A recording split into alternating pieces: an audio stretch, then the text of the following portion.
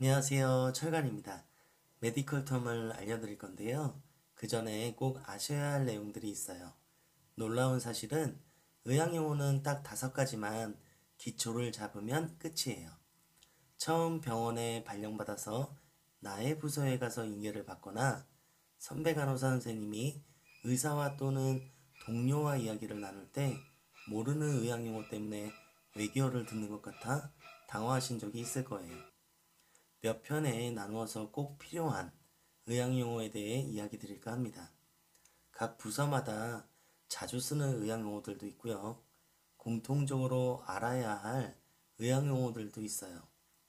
이걸 다 정리해서 꼭꼭 씹어서 드릴 테니까 소화하는 건 여러분 몫으로 남겨둘게요. 자, 철관이 늘 이야기하는 게 있잖아요. 어려울수록 쉽게 공부하자. 자, 그럼 시작해 볼게요. 자, 여기에 사랑하는 여자친구가 있어요. 전원주택을 가지고 있네요. 여자친구의 집 주소를 알아야 꽃 배달도 하고 여자친구하고 친해지려니까 또 직업도 궁금하고 성격은 어떤지 이런 것도 궁금하겠죠. 그러다가 시간이 흘러서 결혼까지 하게 되면서 건강검진을 해서 서로 어떤 지병은 없는지 또 이렇게 알아보기도 하겠죠. 자, 오늘 이야기를 간단하게 이야기로 풀어봤어요. 의학용어는 접두사, 어근, 연결모음, 그리고 접미사 이렇게가 다예요. 자, 접두사는 뭘까요? 집의 크기, 평수라든가 집 주소 등등을 이야기하는 거고요. 어근은 집 주인이겠죠. 바로 여자친구예요. 자, 연결모음은 우리가 영어에서 흔히 쓰는 and, but, or, so, for라고 하는 등위 접속사를 쓰듯이 메디컬 텀에도 알파벳이 쓰이는데 바로 알파벳 O예요. 자, 마지막으로 전미사는 뭘까요? 집주인의 건강 상태라든가 를 나타내는 거죠. 자, 이 총 5가지의 구성 요소를 이해해서 앞글자만 따서 제가 만들어 볼 건데요. 이걸 응용하시는 게 중요해요. 순서는 접어 연접, 접어접, 어연접, 접접, 어연 어접 이게 끝이에요. 그렇다고 이걸 외울 필요는 절대 없습니다. 자, 예를 들면 접어 연접인데요. 엔도크리놀로지가 있어요. 반대로 이해하는 방법을 계속 사용해 보세요.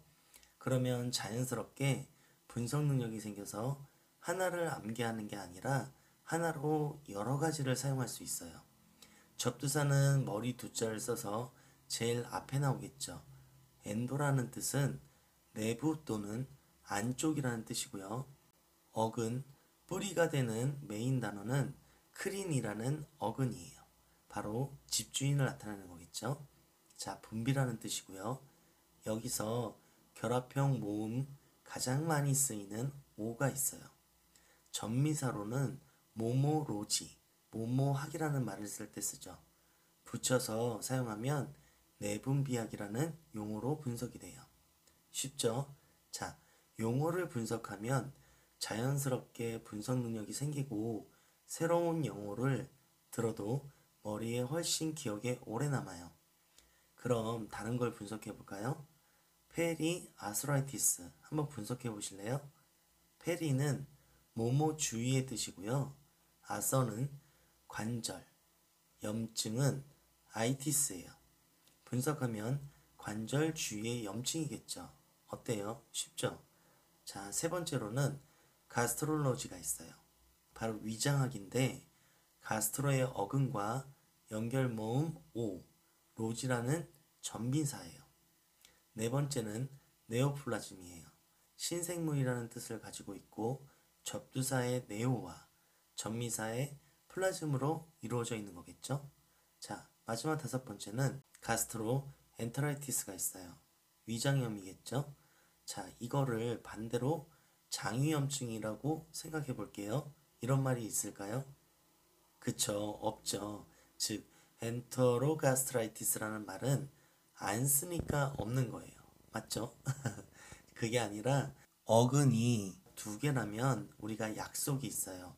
연결어 오는 가스트로의 뒤에만 붙는다는 약속 때문에 가스트로 엔터라이티스라고 하지 엔터로 가스트라이티스라고 쓰지는 않는 거죠. 그러면 여기서 궁금증이 생기시겠죠? 그러면 연결어 오는 어느 때 쓰나요? 어느 때 안 쓰나요? 이런 질문이 생길 텐데요. 우리 연결어 오는 접두사의 끝이 모음으로 끝나거나 전미사의 시작이 모음으로 시작했을 때는 우리가 연결어 오는 쓰지 않고 그냥 붙여서 사용을 해요. 이것도 약속이니까 알고 계시면 되겠죠. 자, 그 외에 학과 과정에서 배운 단복수라는 걸 배웠을 거예요. 복수형은 임상에서 대화를 할 때 거의 쓰지 않는다라고 보시면 돼요. 왜냐면 거의 발음이 다 똑같기 때문에 단복수를 구분해서 사용하지는 않고요. 내가 어떤 환자 인계사항을 서류 작업을 할 때 또는 오퍼레터를 쓴다면 필요하겠죠. 예를 한 가지 들면 버티브라를 버티브라로 바꾸는 거죠. 발음이 똑같죠. 자, 오마는 S 또는 TA를 덧붙이는데 아데노마를 아데노마로 바꾸는 등이 있어요. 자, 우리 영어에서 단복수 바꿀 때 많이 봤던 게 뭐가 있죠? 일반 동사 원형에 뭐 s나 es를 붙인다. 이런 얘기 많이 들어보셨죠? 다른 예를 들어보면 갱글리온을 갱글리온으로 바꾸는 거예요. 그 외에도 이 복수형은 다양하게 많이 있는데 여기서는 생략할게요. 복수는 정확히 구분해서 쓰는 뭐 그런 일이 없어요. 자, 그렇기 때문에 걱정하지 않으셔도 될 것 같고요. 자, 오늘도 고생하셨고요. 오늘은 짧게 영상을 좀 마쳐볼까 합니다. 꼭 필요한 의학 용어를 앞으로도 쉽게 정리해서 또 올려드리도록 할 테니까요. 오늘 알려드린 내용을 잘 숙지하셔서 내 것으로 만드시기 바랄게요.